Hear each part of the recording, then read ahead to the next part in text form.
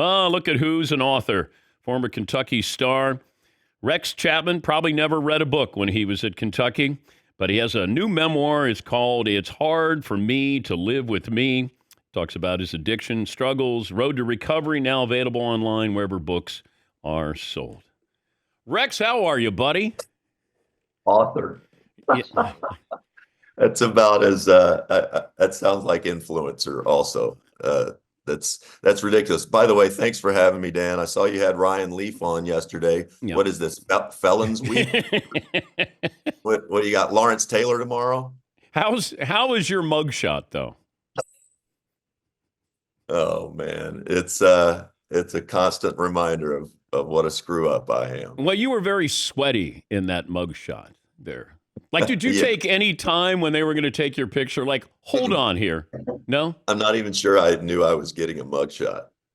But when I was with you, when I Yeah. first visited you, were you using right in front of me? Yeah. Yeah. At the Preakness? Yeah. Yeah. Well, I mean, it's not like I took yes, I was under the influence of Suboxone for 10 years, which is kind of a opioid derivative to help wean you from opioids. I took it, you're not supposed to really take it for more than a month or two. I took it for 10 years.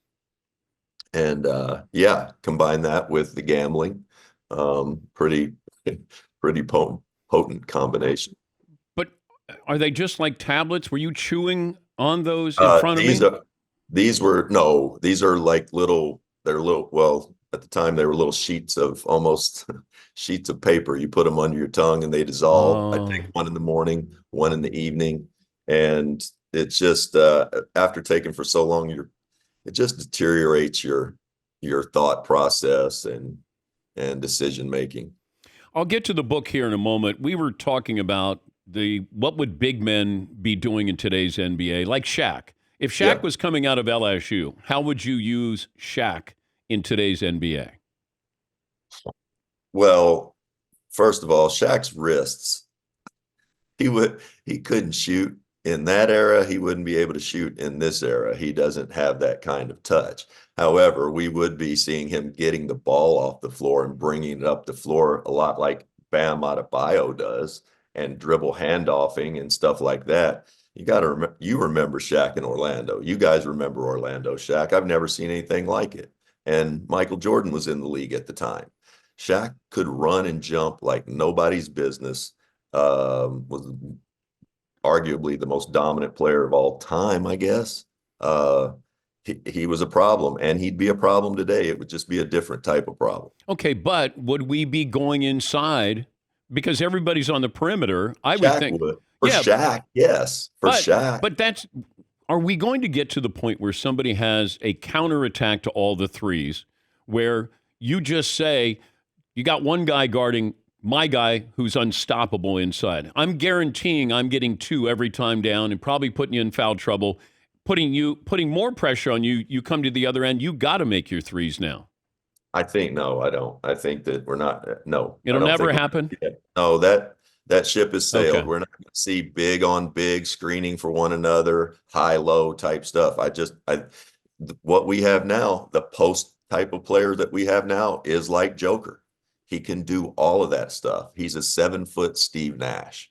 Jokic is. He's slower than you are, playing at an advantage every night because he's so damn smart at the game. And he's big. He's huge. But Wembayama, Yeah. he grew up in the culture that allowed him to play on the perimeter. Well, you make a great point there, Dan. And I don't say Shaq, but I think of Ralph Sampson and Sam Bowie. Those guys definitely. Can you imagine Sam Bowie being able to shoot threes? He would be unstoppable. Guys like that, Ralph Sampson. You and I grew up watching Ralph. Ralph had Ralph had skill, Had nice touch. had nice touch, and if he were his coach Terry Holland he wanted him to put his big butt down on back up to the basket and post up. That's what Joe B. Hall wanted for Sam Bowie. We didn't allow our bigs, our centers, to step out on the floor and show their skill as much as, as we should have probably. He's Rex Chapman, former Kentucky star and senior analyst of pro personnel evaluation and an ambassador for the Suns. What the hell does that mean? It means I'm the vice president of nothing. I took Cotton Fitzsimmons' old title, the vice president of nothing. Okay. And then your son is with the Suns. He is. Okay. I'm super proud of him. Yeah. Okay. Z. Yeah. All right.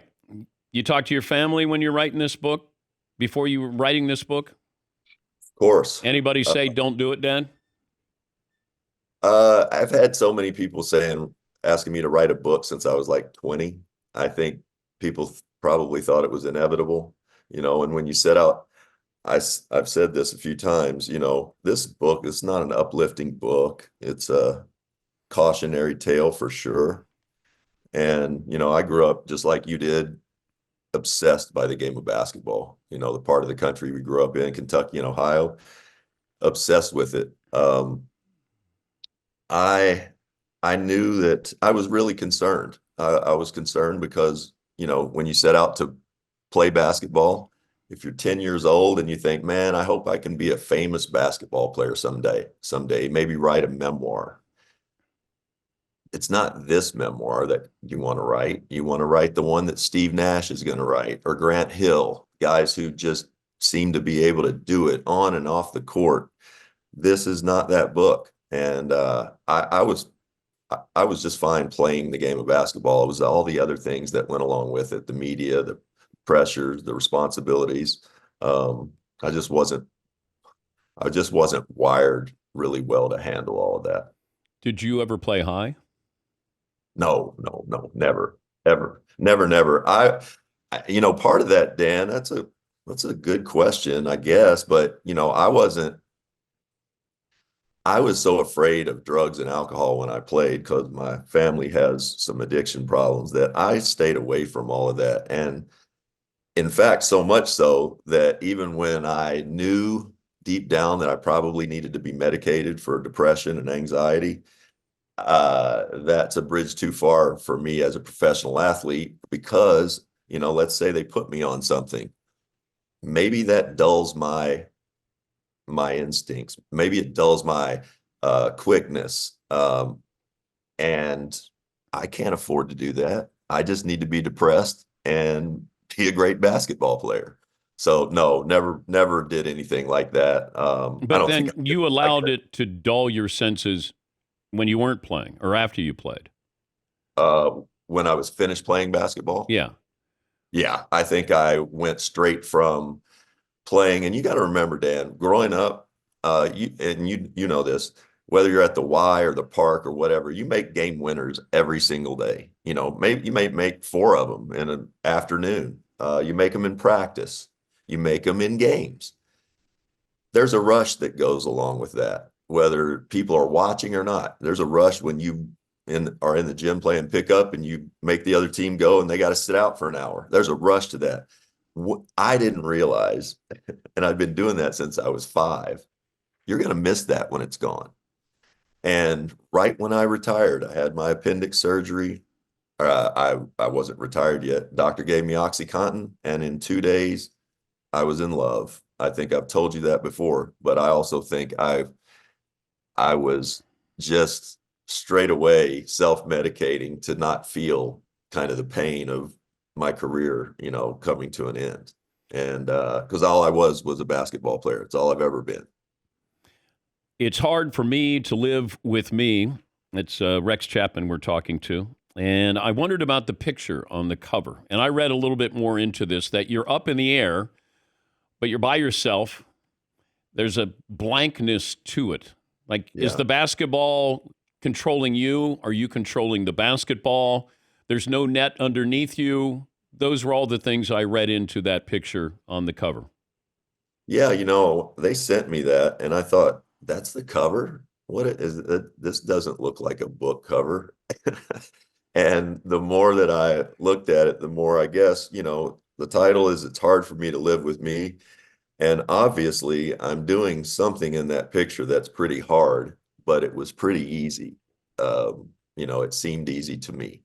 And I think that's probably what they were going for, but I have no idea. But it's I didn't. lonely. It's a lonely It's picture. lonely. Yeah, It it's is lonely. very, very lonely. Yeah, it is. We look at these kids when they're stars. You become a star. You were a star in high school. You were a big star in high school and in the state of Kentucky. And then you go to Kentucky. You're, an even bigger star. But there's no guidebook. There's no, young stardom for dummies book for you to read.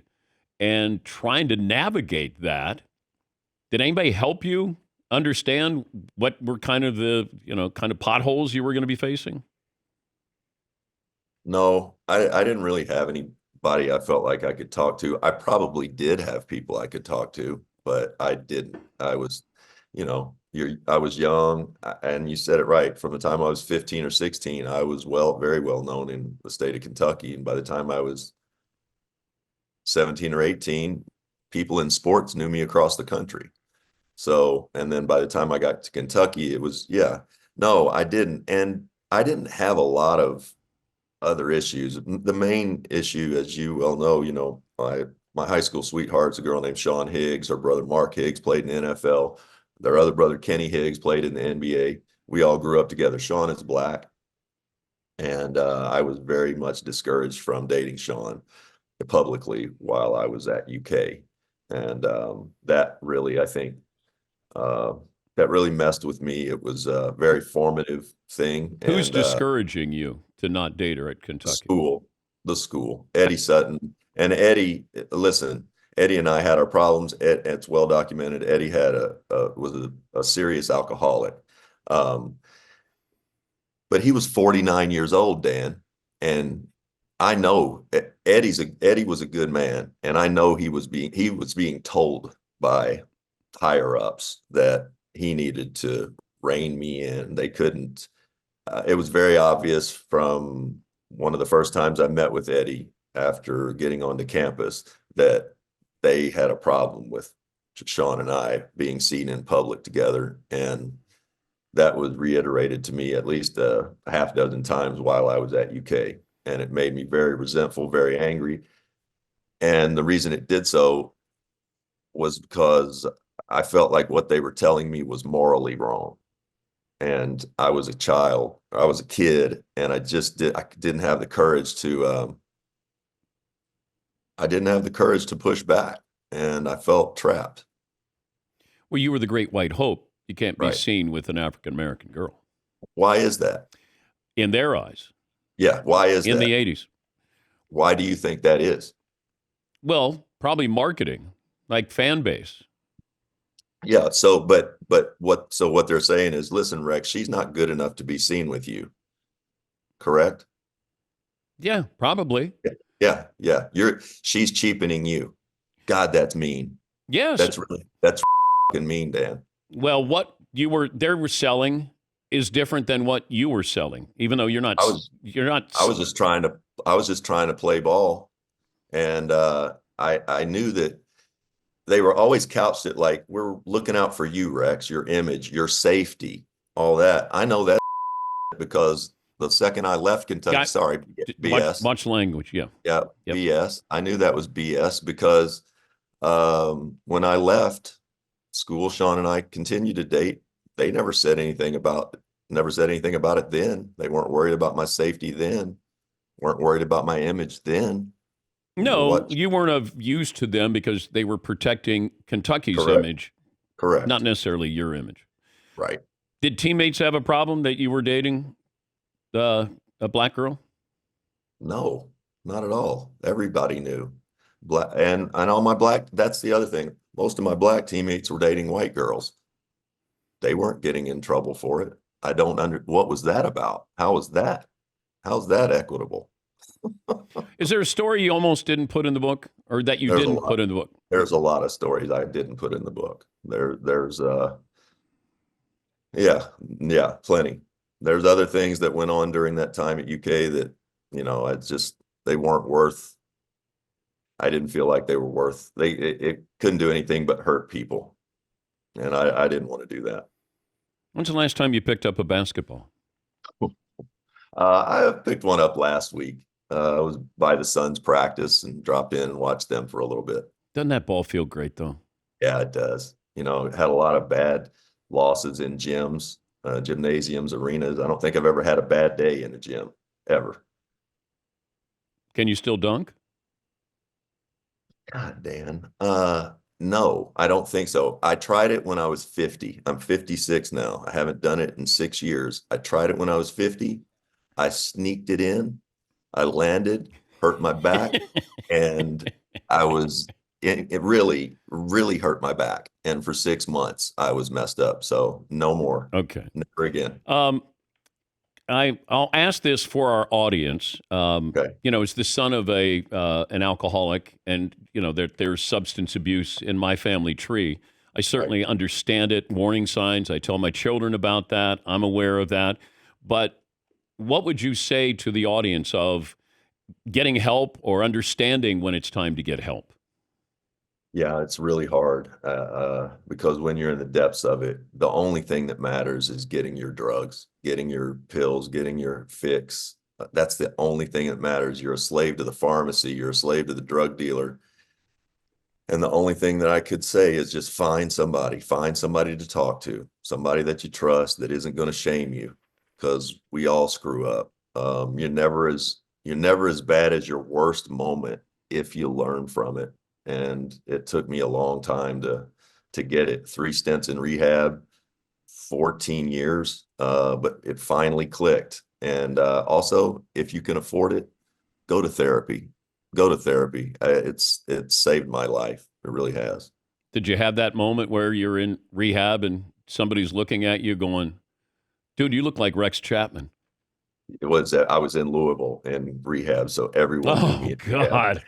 Oh, my goodness. So they probably heckled you because that's Louisville, giving you grief there. Yeah, all good. No, it was terrific. Rehab is terrible. It sucks, but it's vital, and I'm so glad that I'm on the other side of it at this point. Good luck with the book. You're working with Seth Davis, one of the great basketball writers in America. The book is It's Hard for Me to Live with Me, and it's Rex Chapman. It's available online wherever books are sold. Thanks, bud. Talk to you soon. Thanks, Dan. Always. That's Rex Chapman. Sometimes you get a guest being honest and not realizing that they're on the radio or TV. And, if you're with your children, we apologize with the language there. But sometimes that's what you want as an interviewer, somebody who's going to drop their guard, and he did.